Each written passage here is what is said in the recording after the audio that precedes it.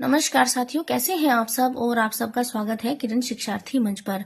साथियों, हम देख रहे हैं यूजीसी नेट परीक्षा 13 नवंबर 2020 सेकंड शिफ्ट का जो प्रश्न पत्र है हम वो देख रहे हैं। और इसके 64 क्वेश्चन हम कर चुके हैं और आज देखेंगे हम 65 से। तो 65 है, निम्नलिखित में से कौन सा शब्द रूढ़ है या यौगिक नहीं है। पीला, झटपट, गुड़साल, पंकज। तो इसमें जो शब्द रूढ़ है या यौगिक नहीं है वो है पीला।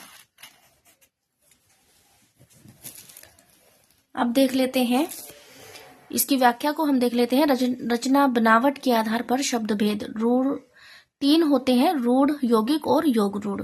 रूढ़ किन्हें कहते हैं? जिन शब्दों के सार्थक खंड नहीं हो सकते और जो अन्य शब्दों के मेल से न बने हो उन्हें रूढ़ शब्द कहते हैं। जैसे चावल शब्द का यदि हम खंड करेंगे तो चा धन वाल या चाव धन ल, ये निरर्थक खंड होंगे, अतः चावल शब्द रूढ़ है। उदाहरण के लिए पीला, दिन, घर, घोड़ा आदि इस तरह के जो शब्द होते हैं वो रूढ़ होते हैं। अब देख लेते हैं यौगिक कौन से शब्दों को यौगिक कहते हैं। यौगिक का अर्थ है मेल से बना हुआ। जो शब्द दो या दो से अधिक शब्दों से मिलकर बनता है उसे वह यौगिक कहलाता है। उदाहरण के लिए जैसे झट धन पट, झटपट, घुड़ धन साल, घुड़साल, पंक धन के, पंकज। यहाँ पे जय होना चाहिए, पंकज। अब देख लेते हैं योग रूढ़ किन शब्दों को कहते हैं। वे शब्द जो यौगिक तो होते हैं परंतु जिनका अर्थ रूढ़ विशेष अर्थ हो जाता है योग रूढ़ कहलाते हैं। यौगिक होते हुए भी ये शब्द एक इकाई हो जाते हैं, यानी ये सामान्य अर्थ को न प्रकट करके विशेष अर्थ को प्रकट करते हैं। उदाहरण के लिए पीताम्बर, जलज, दशरथ। जलज का अर्थ जल से जन्मा, लेकिन विशेष अर्थ में कमल के लिए प्रयुक्त होना है। अब देख लेते हैं अगले प्रश्न को। धूमिल ने रोटी और संसद कविता में कितने आदमियों का जिक्र किया है? 4 का, 5 का, 2 का या 3 का? 3 का जिक्र किया है। अब कैसे किया है हम वो पंक्तियां भी देख लेते हैं। यह कविता रोटी और संसद कविता की पंक्तियां हैं। एक आदमी रोटी बेलता है, एक आदमी रोटी खाता है, एक तीसरा आदमी भी है जो न रोटी बेलता है न रोटी खाता है, वह सिर्फ रोटी से खेलता है। मैं पूछता हूँ यह तीसरा आदमी कौन है? मेरे देश की संसद कौन है? इसमें 3 आदमियों का जिक्र किया गया है। एक तो जो रोटी बेलता है, जो खाता है, और एक वो है जो रोटी से खेलता है। अब देख लेते हैं अगले प्रश्न को। अगला प्रश्न है निम्नलिखित दलित आत्मकथाओं को प्रकाशन वर्ष की दृष्टि से सही अनुक्रम में व्यवस्थित कीजिए। जूठन, शिकंजे का दर्द, मुर्दैया, अपने अपने पिंजरे। तो हमें इनके प्रकाशन वर्ष के सही क्रम में लगाना है। तो सबसे पहले है अपने अपने पिंजरे, फिर है जूठन, फिर है मुर्दैया और फिर है शिकंजे का दर्द। तो इस तरह से जो हमारा कोड ठीक होता है वो होता है ए। अब इसकी व्याख्या को हम देखेंगे। यहाँ पर आत्मकथा है, प्रकाशन वर्ष है और आत्मकथाकार है। अपने अपने पिंजरे का जो प्रकाशन वर्ष है वो है 1995 और यह प्रथम दलित आत्मकथा है। और किसकी है? मोहनदास नैमिषराय की है। जूठन है 1997 ईस्वी, ओम प्रकाश वाल्मीकि की है। मुर्दैया 2010 ईस्वी, तुलसी राम की है। शिकंजे का दर्द 2011 ईस्वी, डॉक्टर धर्मवीर भारती की आत्मकथा है। अब चलते हैं अगले प्रश्न की ओर। प्रकाशन वर्ष के अनुसार निम्नलिखित उपन्यासों का सही अनुक्रम बताइए। मानस का हंस, पीढ़ियां, खंजन नयन, सुहाग के नुपुर। तो हमें इन्हें प्रकाशन वर्ष के अनुसार लगाना है। तो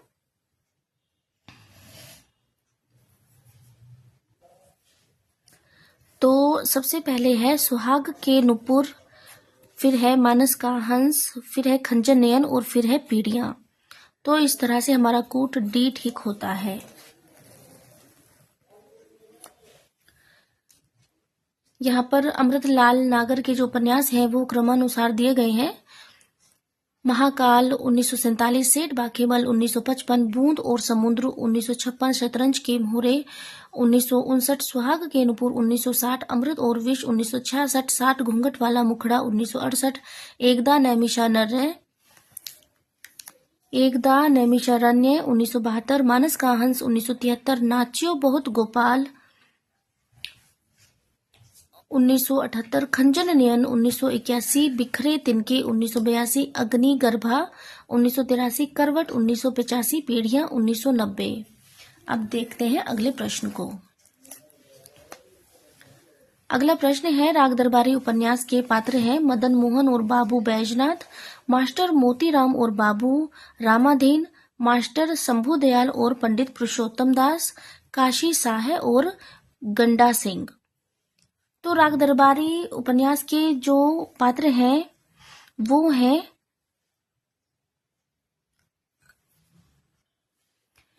मास्टर मोतीराम और बाबू रामाधीन, जो हैं वो राग दरबारी उपन्यास के पात्र हैं।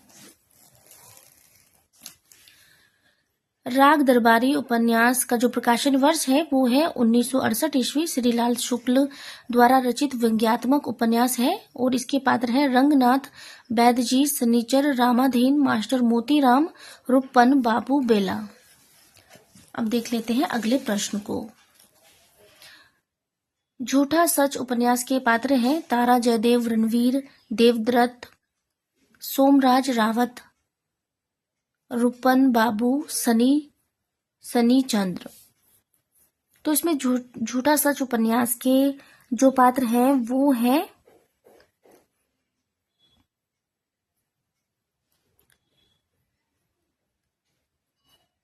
तारा जयदेव, सोमराज और रावत। तो ये ठीक है। अब इस प्रश्न की हम व्याख्या देखेंगे। झूठा सच भारत विभाजन की पृष्ठभूमि पर यशपाल द्वारा रचित उपन्यास है। इस महाकाय उपन्यास में विभाजन के समय देश में होने वाले भीषण रक्तपात एवं भीषण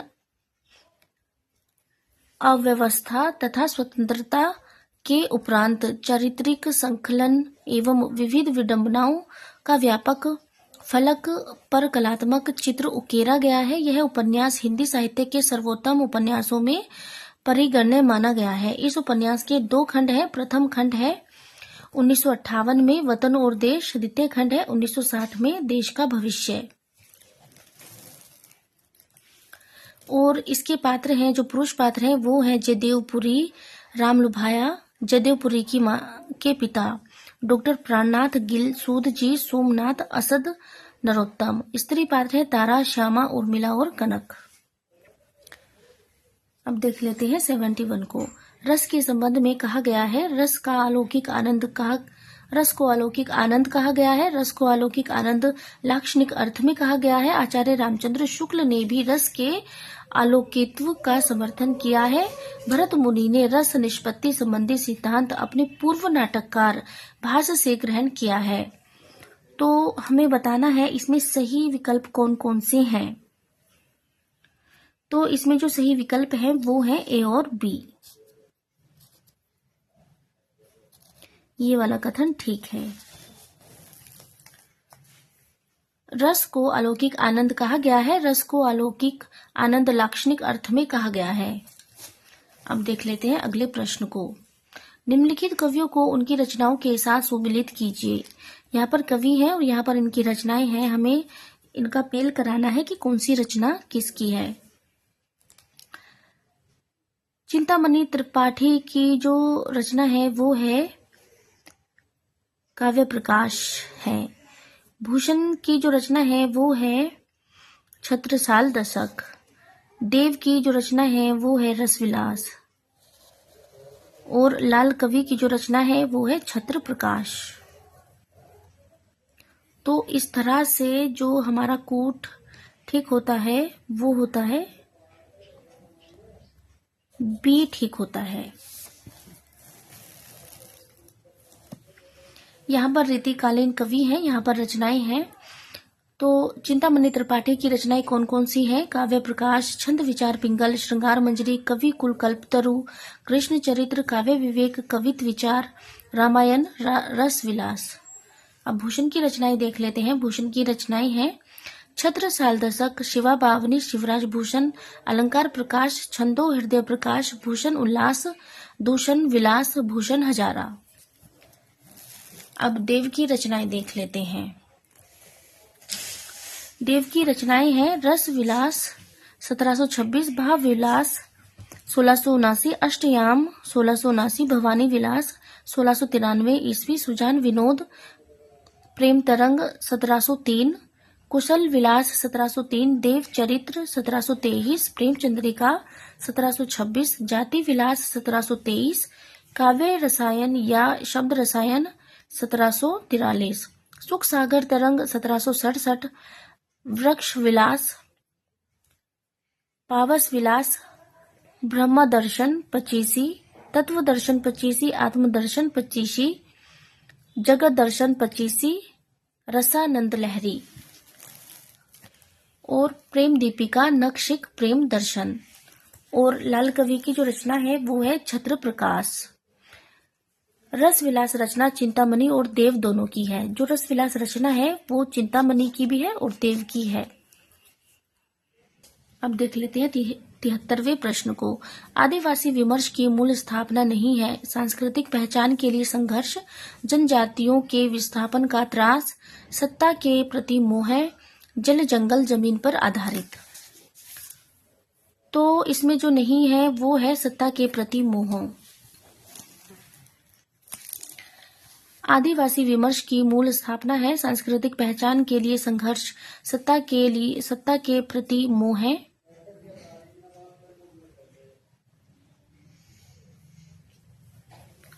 स्थापना नहीं है। सत्ता के प्रति मोह भी यहाँ दे रखा है। जल जंगल जमीन पर आधारित।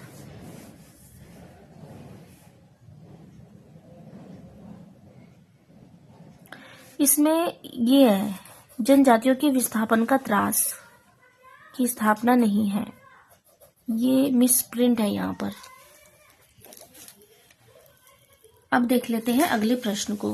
प्रथम विश्व युद्ध की पृष्ठभूमि पर रचित कहानी है। उसने कहा था सिक्का बदल गया, परिंदे अमृतसर आ गया। तो विश्व युद्ध की पृष्ठभूमि पर जो आधारित है वो है उसने कहा था। चंद्रधर शर्मा गुलेरी की कहानी है। उसने कहा था 1915 इसका प्रकाशन वर्ष है। चंद्रधर शर्मा गुलेरी की कहानी है और इसका वर्ण विषय है फ्लैशबैक, पूर्व दीप्ति पद्धति की पहली कहानी है। पंजाब की पृष्ठभूमि फ्रांस की जमीन पर लड़े जा रहे प्रथम विश्व युद्ध पर आधारित कहानी है। सिक्का बदल गया 1948 कृष्णा सोबती की कहानी है। देश विभाजन की त्रासदी पर आधारित कहानी है जिसमें हिंसा का नग्न रूप प्रस्तुत हुआ है। परिंदे 1956 निर्मल वर्मा की कहानी है। इस कहानी का शीर्षक प्रतीकात्मक है जिससे आधुनिक मानव की नियति को पकड़ने की कोशिश की गई है, जहां सभी मनुष्य किसी न किसी के लिए प्रतीक्षित हैं। अमृतसर आ गया भीष्म साहनी की कहानी है। शरणार्थी के एक समूह का पाकिस्तान से भारत के सीमावर्ती शहर अमृतसर की ओर यात्रा के दौरान भयावहता और विनाश का वर्णन है। अब देख लेते हैं अगले प्रश्न को।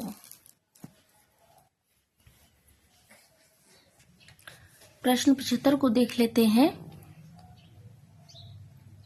सूची 1 और सूची 2, यहाँ पर हमें मिलान कराना है कि कौन सी ये कविता संग्रह है कि कौन सी संग्रह किसका है। तो रघुवीर सहाय का जो काव्य संग्रह है वो है आत्महत्या के विरुद्ध।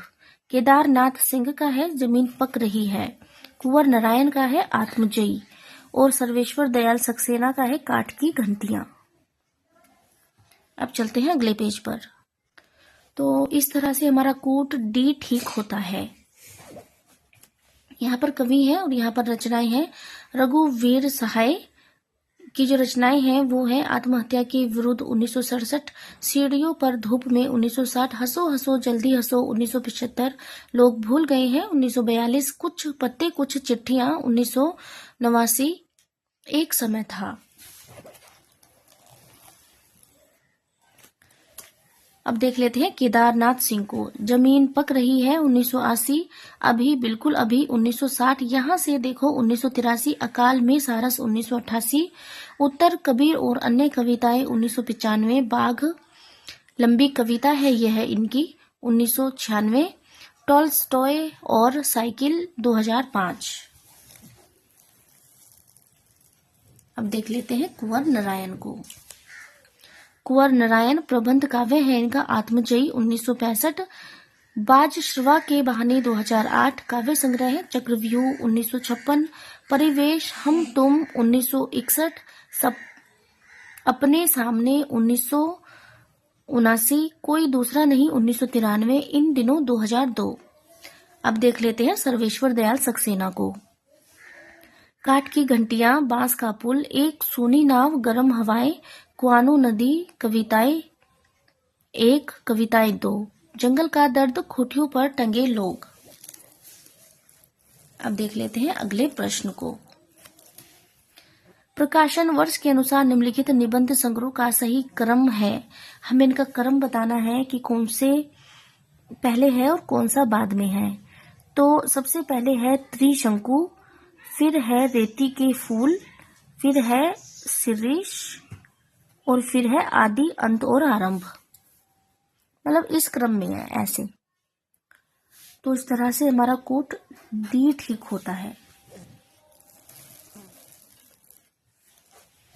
यहाँ पर निबंध संग्रह है, प्रकाशन वर्ष है, निबंधकार है और जन्म निधन वर्ष है। त्रिशंकु 1945 ईस्वी में इसका प्रकाशन हुआ। इसके जो निबंधकार हैं अज्ञेय हैं और अज्ञेय का जन्म हुआ 1911 में, निधन हुआ 1987 में। रेती के फूल 1954 ईस्वी, रामधारी सिंह दिनकर, जन्म हुआ 1908 में, निधन हुआ 1974 में। शिरीष की याद आई 1995, विद्या निवास मिश्र का निबंध है और इनका जो जन्म हुआ 1926 में हुआ, निधन हुआ 2005 में। आदि, अंत और आरंभ 2001 इसका प्रकाशन वर्ष है। निर्मल वर्मा का निबंध है और इसका जन्म हुआ 1929 में, निधन हुआ 2005 में। अब देख लेते हैं अगले प्रश्न को। प्रश्न 77 है, तेरा मेरा मनुआ कैसे इक होई रे, मैं कहता हूँ आखन देखी, तू कहता कागज की लेखी। उपर्युक्त पंक्तियों के संदर्भ में निम्नलिखित में से कौन सा सही मंतव्य सही नहीं है। आगे इसके मंतव्य दिए गए हैं वो देख लेते हैं। और ये जो पंक्तियां हैं ये हैं कबीरदास की पंक्तियां। अनुभवों का महत्व है, बाह्य आडंबर की प्रतिष्ठा है, लोक ज्ञान की महत्ता है, सहज बात को सहजता से कहना। तो यहाँ पर जो नहीं है वो है बाह्य आडंबर की प्रतिष्ठा नहीं है। इन पंक्तियों में अनुभव, लोक ज्ञान और सहज बात को सहजता से कहना है, जबकि बाह्य आडंबर नहीं है। अगला प्रश्न है, निम्नलिखित में से किस आचार्य ने रसों की संख्या 8 मानी है। दंडी ने, धनंजय ने, रुद्रट ने, अभिनव गुप्त ने। तो दंडी ने मानी है। रसों की संख्या 8 किसने मानी है? दंडी ने मानी है। आचार्य दंडी ने रसों की संख्या 8 मानी है। आचार्य भरत मुनि ने भी रसों की संख्या 8 मानी है, जो निम्न है: श्रृंगार, हास्य, करुण, वीर, भयानक, विभत्स, अद्भुत, रौद्र। अन्य आचार्यों के अनुसार रसों की संख्या में धनंजय ने 9, रुद्रट ने 10 और अभिनव गुप्त ने 9 माना है। अब देख लेते हैं अगले प्रश्न को। अगला जो प्रश्न है वो स्थापना वाला प्रश्न है। तो स्थापना है, शास्त्रीय विधानों में लोकात्मकता का स्पष्ट झुकाव है और इसका तर्क है, इसीलिए अभिनय के धर्मीगत स्वभाव के अनुकूल लोकधर्मी और नाट्यधर्मी भेदों का शास्त्रीय विधान हुआ है। उपयुक्त कथनों के आलोक में निम्नांकित विकल्पों में से सर्वाधिक उपयुक्त उत्तर चुनिए। इसमें जो ज्यादा सही है हमें वो चुनना है। तो इसमें ए और आर दोनों ही सही है। ए भी सही है और आर भी सही है। इसकी व्याख्या को देखेंगे हम। शास्त्रीय विधानों में लोकात्मकता का स्पष्ट झुकाव है, इसीलिए अभिनव के धर्मीगत स्वभाव के अनुकूल लोकधर्मी और नाट्यधर्मी भेदों का शास्त्रीय विधान हुआ है।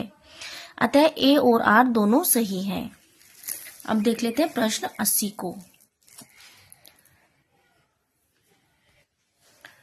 प्रश्न है, शक्ति है कवित्व बीज रूप है संस्कार है विशेष।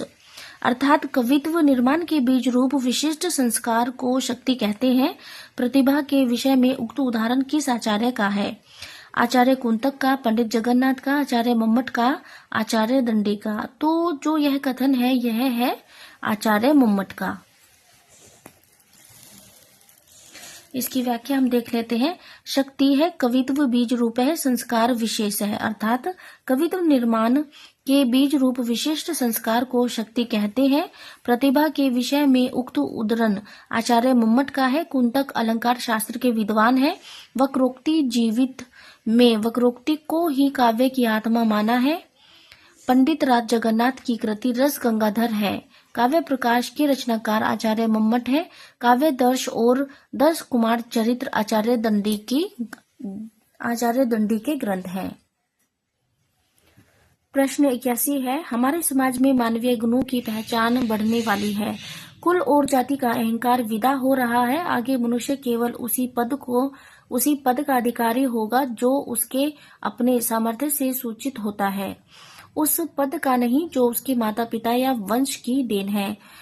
उपरोक्त कथन किस रचना की भूमिका से उद्धृत है? प्रिय प्रवास, भारत भारती, रश्मि रथी, कुरुक्षेत्र। तो यह जो कथन है यह है रश्मि रथी का कथन है।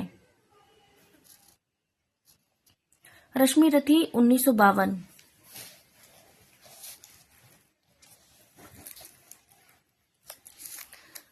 रश्मि रथी 1952। रश्मि रथी का अर्थ है सूर्य किरण रथ का सवार है। रश्मि रथी हिंदी के महान कवि रामधारी सिंह दिनकर, जिनका जन्म 1908 में हुआ और निधन 1974 में हुआ, द्वारा रचित प्रसिद्ध खंड काव्य है। यह 1952 में प्रकाशित हुआ। इसमें 7 सर्ग है। रश्मि रथी आधुनिक युग की कृति है जिसमें कर्ण को नवीन संदर्भ में देखा गया है। चूंकि वर्तमान युग में मनुष्य के व्यक्तिगत गुणों की अपेक्षा संभव नहीं है, इसीलिए कवि ने यह दिखलाया है कि किस प्रकार कर्ण जन्म और जाति की हीनता का अतिक्रमण करके अपने पुरुषार्थ, शौर्य, पराक्रम, बल, विक्रम तथा दानशीलता के द्वारा इतिहास में रेखा खींचकर अमर बनना चाहता है। कवि ने कर्ण के व्यक्तित्व को उसकी समग्रता में उभारते हुए जिस ओज और तेज से मंडित कर रश्मि रथी में प्रस्तुत किया है वह काफी विचारोत्तेजक है। दिनकर के शब्दों में कर्ण चरित्र के उद्धार की चिंता इस बात का प्रमाण है कि हमारे समाज में मानवीय गुणों की पहचान बढ़ने वाली है। कुल और जाति का अहंकार विदा हो रहा है। आगे मनुष्य केवल उसी पद का अधिकारी होगा जो उसके अपने सामर्थ्य से सूचित होता है, उस पद का नहीं जो उसके माता पिता या वंश की देन है। अब देख लेते हैं प्रश्न 82 को। निम्नलिखित में से कौन सा शब्द फारसी का है? दाग, औरत, नीलम, फीस। तो जो फारसी का शब्द है वो है दाग।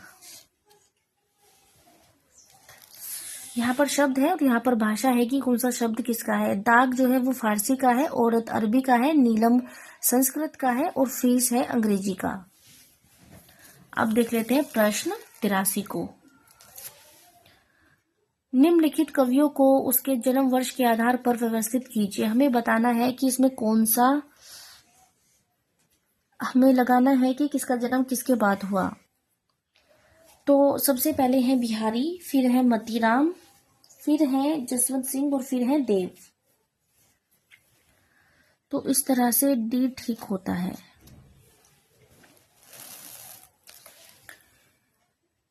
यहाँ पर रीतिकालीन कवि है और जन्म निधन है।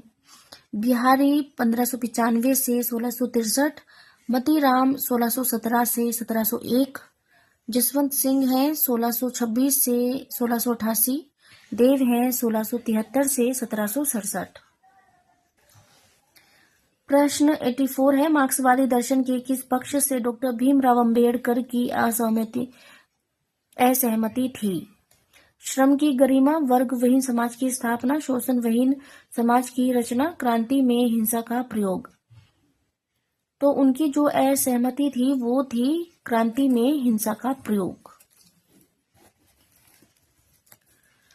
मार्क्सवादी दर्शन के क्रांति में हिंसा का प्रयोग पक्ष से डॉक्टर भीमराव अंबेडकर की असहमति थी। अब देख लेते हैं प्रश्न 85 को। स्थापना वाला प्रश्न है। स्थापना है, प्रेम निजी भाव है, साहित्य में उसका चित्रण असामाजिक हो जाता है। तर्क है, क्योंकि प्रेम का चित्रण मांसल ही होता है, उसके कारण उसमें अश्लीलता आ जाती है। तो हमें बताना है कि इसमें कौन सा सही है, कौन सा गलत है।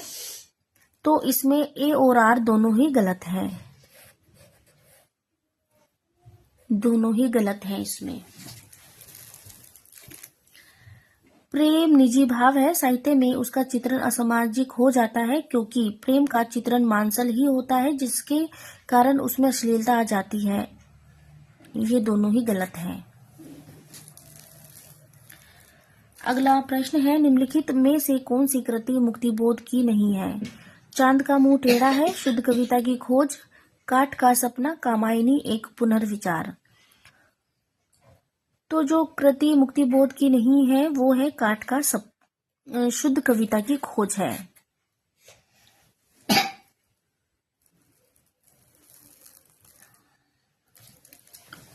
शुद्ध कविता की जो खोज है रचना, वो रामधारी सिंह दिनकर की है।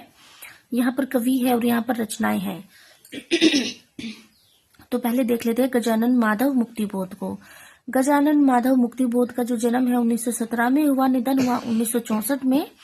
इनकी रचनाएं हैं, चांद का मुंह टेढ़ा है 1964, नई कविता का आत्मसंघर्ष तथा अन्य निबंध 1964, नई साहित्य का सौंदर्य शास्त्र 1961, सतह से उठता आदमी 1971, कामायनी एक पुनर्विचार 1971, भूरी भूरी खाक धूल 1980, काठ का सपना। अब देख लेते हैं रामधारी सिंह दिनकर को।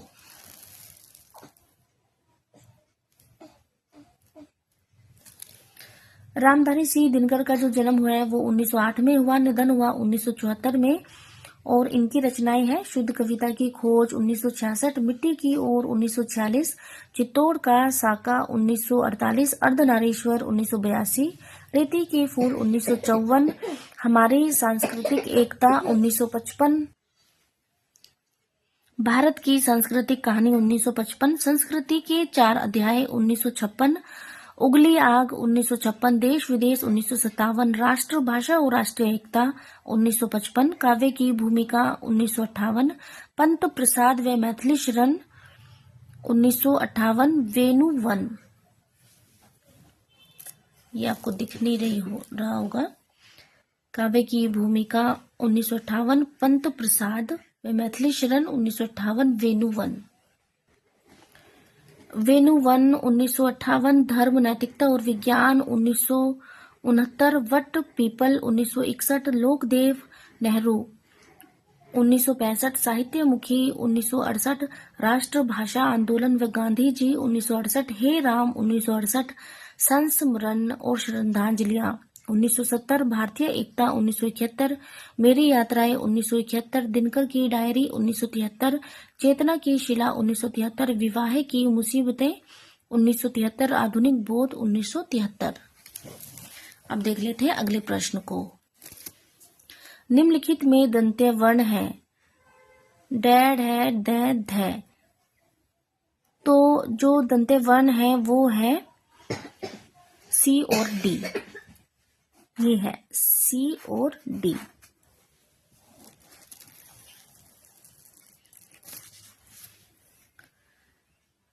यहाँ पर उच्चारण स्थान दिए गए हैं। यहाँ पर अघोष अल्पप्राण जो होते हैं वो हैं अघोष महाप्राण कौन से होते हैं? वो हैं सघोष। अल्प प्राण कौन से हैं? वो हैं सघोष। महाप्राण कौन से होते हैं? वो हैं सघोष।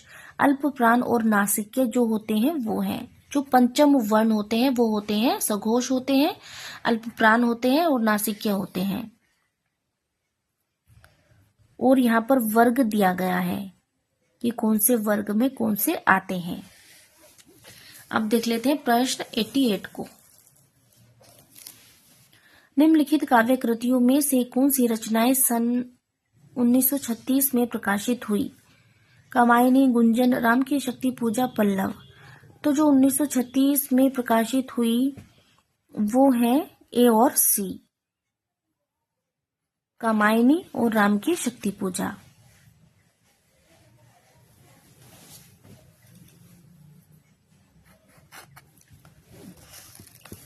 बाकी रचनाओं को भी देख लेते हैं।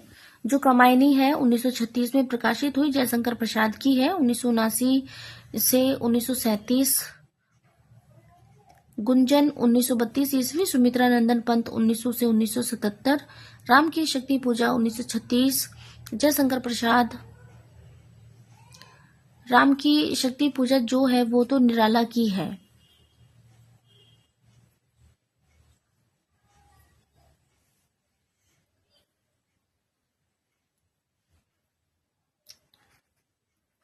निराला की रचना है, निराला, जयशंकर प्रसाद की नहीं है। और निराला का जन्म हुआ था 1896 में हुआ था। पल्लव 1928 ईस्वी, सुमित्रा नंदन पंत की रचना है, 1900 से 1977। अगला प्रश्न है निम्नलिखित पात्रों को उससे संबंध उपन्यासों से सुमेलित कीजिए। तो हमें यहाँ सुमेलित कराना है कि कौन सा जो पात्र कौन से उपन्यास से संबंधित है।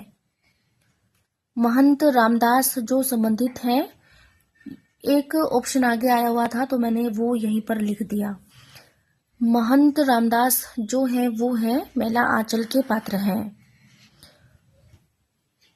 मुराद अली जो है वो है तमस के। और कंचन जो है वो है झूठा सच। और कैलाश नाथ जो है वो है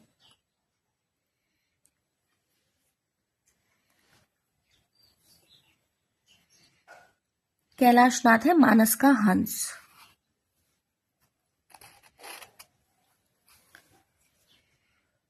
तो इस तरह से जो हमारा कोड ठीक होता है वो होता है ए।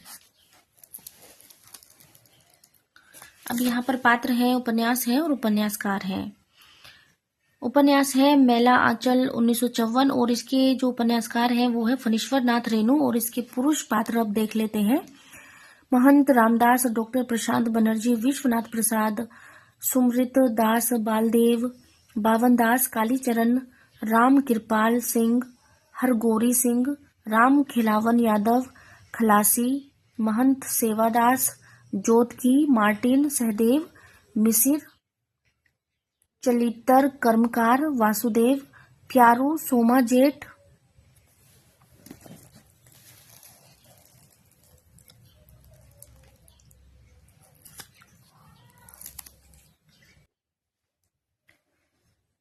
वासुदेव, प्यारू, सोमा जेठ, स्वर सिंधदास, राम किस्नु, बाबू, भगवान भगत, रामचरण, जोगिया, चुनका मांझी।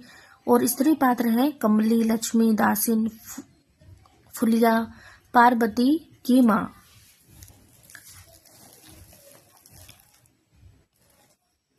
अब देख लेते हैं तमस को। तमस 1973 ईस्वी, भीष्म साहनी का उपन्यास है। इसके पुरुष पात्र हैं मुराद अली, रिचर्ड्स, नथु, रणवीर लाला, लक्ष्मी नारायण, हरनाम सिंह, हयात बख्श, शहनवाज, देवदत्त, रघुनाथ जरनैल, मेहता बख्शी जी, शंकर लाल, किशन सिंह, वानप्रस्थ जी, कश्मीरी लाल। और स्त्री पात्र हैं लीजा, बंतो, जसबीर कौर, नत्थू की पत्नी, लक्ष्मी नारायण की पत्नी, रघुनाथ की पत्नी, अकरा राजो। झूठा सच यशपाल का उपन्यास है और इसके स्त्री पात्र है कंचन कनक। पुरुष पात्र हैं जयदेव पुरी, मास्टर रामलुभाया, अहमद, सोमराज, डॉक्टर प्राणनाथ, गिल, सूदजी, नरोत्तम। अब देख लेते हैं अगले प्रश्न को। नारी का आकर्षण पुरुष को पुरुष बनाता है तो उसका अपकर्षण है यहाँ पर, तो उसका अपकर्षण उसे गौतम बुद्ध बना देता है। ये संवाद अंश किस नाटक के हैं? तो यह है लहरों के राजहंस। अब इसकी व्याख्या देखेंगे। यहाँ पर नाटक है, नाटककार है और संवाद दिया गया है। लहरों के राजहंस 1969 ईस्वी मोहन राकेश का नाटक है और इसका संवाद है नारी का आकर्षण पुरुष को पुरुष बनाता है और उसका अपकर्षण उसे गौतम बुद्ध बना देता है। यशोधरा का कथन है। आषाढ़ का एक दिन 1958 ईस्वी मोहन राकेश का नाटक है और इसका कथन है नहीं तुम काशी नहीं गए, तुमने संन्यास नहीं लिया, मैंने इसीलिए तुमसे यहाँ से जाने के लिए नहीं कहा था। मल्लिका का स्वगत कथन कालिदास के संबंध में। ध्रुव स्वामिनी 1933 ईस्वी जयशंकर प्रसाद का नाटक है और इसका कथन है मैं राजनीति नहीं जानती किंतु इतना समझती हूँ कि जो रानी शत्रु के लिए उपहार में भेज दी जाती है वह महादेवी की उच्च पदवी से पहले ही वंचित हो गई होगी। ध्रुव स्वामिनी का कथन पुरोहित से।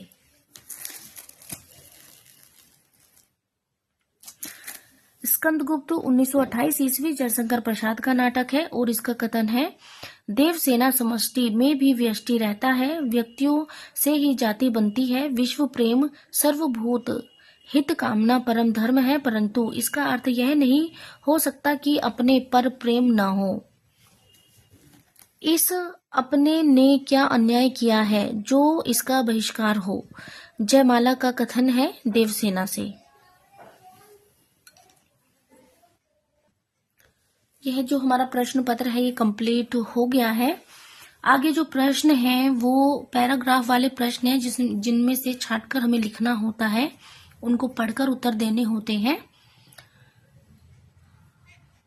अगर आप मेरे साथ इस व्याख्या में जुड़ते हैं तो आपकी किसी भी एग्जाम की तैयारी बहुत अच्छी होगी और आपका प्रैक्टिस सेट भी लगेगा और आपको बहुत अच्छी और बहुत सारी नई चीजें भी जानने को मिलेंगी। तो जो मैं शुरू से अपनी सीरीज जो लेके चली थी कल मैं वहीं से ही कराऊंगी और अब मैं पेज नंबर लेकर चलूंगी कि मैंने इतने पेज कराने हैं, 1 कराना है, 2 कराने हैं, 3 कराने हैं। धन्यवाद।